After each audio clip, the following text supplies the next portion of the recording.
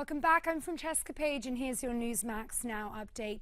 New reports say Israel has begun a ground invasion into the Gaza Strip today. Israeli defense forces say they are targeting underground tunnels that Hamas uses to transport weapons.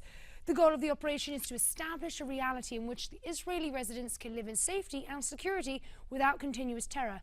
A temporary ceasefire lasted approximately 5 hours. And earlier today at approximately 11:30 a.m. Eastern Standard Time, Malaysia Airlines MH17 crashed along the Russian border in the Ukraine. The airline took to social media and tweeted that they had lost contact with their plane. The plane is suspected to have been shot down by a surface-to-air missile while on its way to Amsterdam from Kuala Lumpur.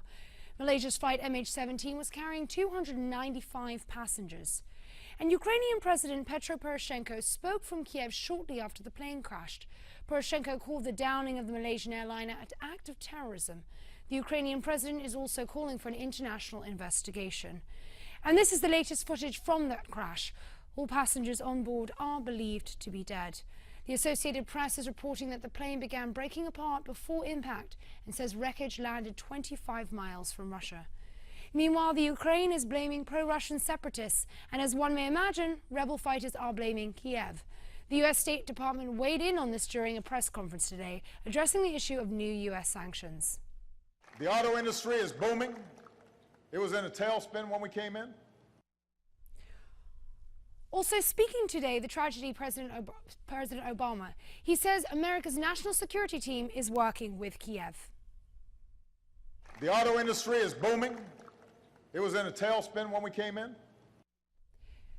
The president also said the United States will offer any assistance necessary to the Ukrainian government. Reuters is reporting that there were at least 23 U.S. citizens on board. And President Obama also maybe touched the economy after addressing the Malaysian airline crash.